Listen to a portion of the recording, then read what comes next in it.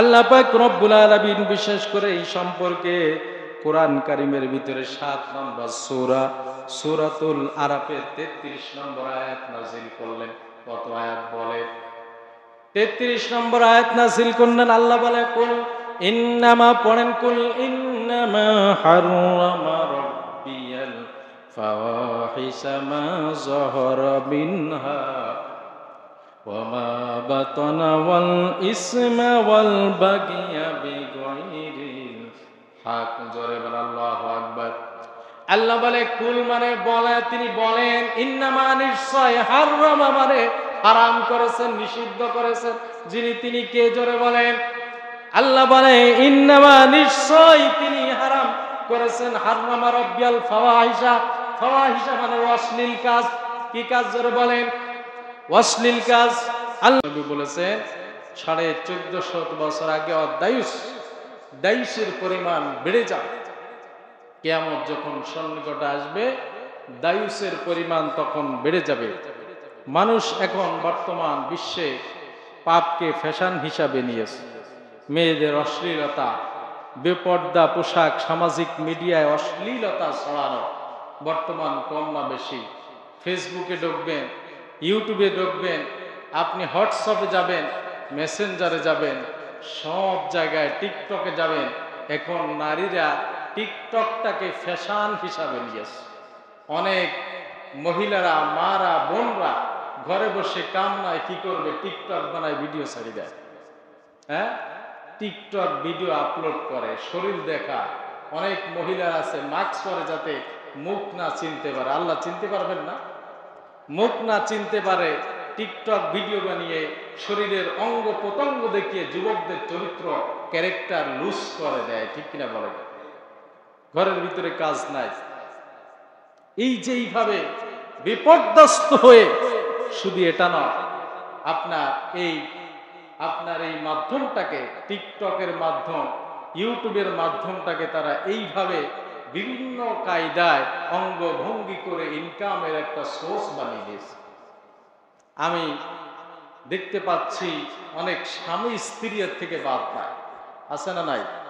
স্বামী স্ত্রী ঘরে নিজের একান্ত গোপনীয় যে কাজগুলো তারা করে, এইগুলার অঙ্গভঙ্গি, কাজটা নয়, অঙ্গভঙ্গি ভিডিও করে আপনার সেটা ফেসবুকে, টিকটকে আপলোড দেয়। আবার ঘুরতে গিয়েছে স্বামী স্ত্রী, কাপড় ঠিক না, এটা আবার টিকটকে আপলোড দেয়। আছে না নাই? এগুলো সব কিয়ামতের লক্ষণ। এখন তার মানে তারা, যখন মানুষ পাপটাকে ফ্যাশন মনে করে, এটাকে কি মনে করছে? ফ্যাশন। এটাকে কি মনে করে? এটা একটা ফ্যাশনে পরিণত হয়েছে। আপনারা মনে করতে পারেন আমরা মনে হয় বেঁচে গিয়েছি নাকি? হ্যাঁ, এলাকায় খোঁজ করলে অনেক বান্দা, খালেজ বান্দা পাওয়া যাবে যারা এর অন্তর্ভুক্ত হয়ে গিয়েছে, যারা এই ধরনের ভিডিও আপলোড করে, এই ধরনের টিকটক বানায়। এরপরে আমাকে বিশেষ করে ফেসবুকে জাহাঙ্গীর আলম নামে এক ভাই প্রশ্ন করেছে, ভাই, বিশেষ করে বর্তমান জামানায় যে সমস্ত ভাইরা বিদেশ থাকে, তাদের স্ত্রীরা টিকটক বানায়, ভিডিও ছাড়ে, স্বামীদের কথা শোনে না। স্বামী যদি বলে এটা বন্ধ করো, কয় আমারে তালাক দাও। আছে না নাই? কয় আমারে তালাক দাও। তোমাকে ছাড়তে পারবো কিন্তু টিকটক ছাড়তে পারবো না। তোমাকে ছেড়ে দিতে পারবো কিন্তু আমি এই সামাজিক মাধ্যম ফেসবুক ছেড়ে দিতে পারবো না। এই অবক্ষয় সমাজের ভাষার খোরাক দিনায়, এটা অবক্ষয়। বিশ্বনবী বলেছেন, এই দায়ুসের পরিমাণ যখন বেড়ে যাবে, তখন কিয়ামত সন্নিকটে এসে যাবে। মানুষ যখন পাপটাকে ফ্যাশন শো বানিয়ে ফেলবে। এই যে পাপটাকে, শুধু এটা নয়, আমরা দেখতে পাই অনেক যুবক ভাইরা যারা আছেন সামনে, খেয়াল করবেন, অনেক যুবক ভাইরা তারা ঘুরতে গিয়েছে, কাজ নাই, নিজের সাথে স্ত্রীর একটা সেলফি তুলেছে, ফেসবুকে আপলোড দেয়। আছে না নাই? মুরব্বী বাবাজানরা চিন্তা করতেছে আমরা তো বুড়া হয়ে গেছি, আমরা তার এগুলার ভিতরে নাই নাকি? আমরা তো বুড়া হয়ে গেছি, আমরা তো ফেসবুকও বুঝি না, হুজুর ফেসবুকের ওয়াজ করে, টিকটকও বুঝি না।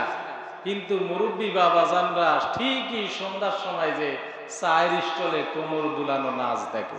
আছে না নাই? হ্যাঁ, মুরব্বী বাবাজানরা বেঁচে গেছে। আছেন না নাই? আপনাদের এলাকায় আমি কাউকে ইন্ডিকেট করে বলছি না অমুক করে, কিন্তু অনেকে করে, অনেকেই করে। আপনার চায়ের স্টলে বসে কাজ নাই, যুবক বয়সে এই সমস্ত ভিডিও দেখতে পারে না, এখন বসে কাজ নাই ভিডিও দেখা।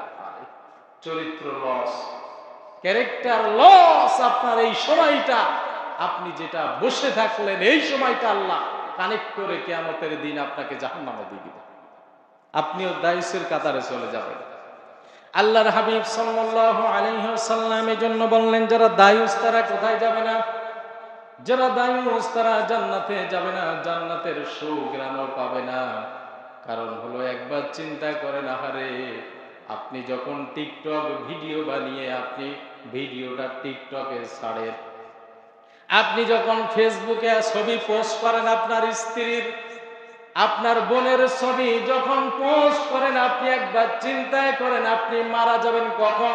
আপনি কি জানেন? বলেন, আপনার সামনে আজরাইল কখন আসবে আপনি জানেন না। আপনি চলে যাবেন পৃথিবী থেকে, আপনার এই টিকটকের ছবি পোস্ট করা এটা থেকে যাবে, হাজারো মানুষ দেখবে। আল্লাহ পাক রব্বুল আলামিন এই ওসিলা আপনাকে জাহান্নামের মেহমান বানিয়ে দেবে। আপনি ফেসবুকে ছবি পোস্ট করেছেন, খারাপ ছবি। আমি বিশেষ করে লক্ষ্য করে বলি, এখান থেকে যারা সিনেমা বানায়, নাটক করে, এমন লোক আছে না নাই? বলেন। আল্লাহ পাক রব্বুল আলামিন বিশেষ করে এই সম্পর্কে কোরআন কারীমের ভিতরে 7 নম্বর সূরা সূরাতুল আরাফের 33 নম্বর আয়াত নাযিল করলেন। কত আয়াত বলে?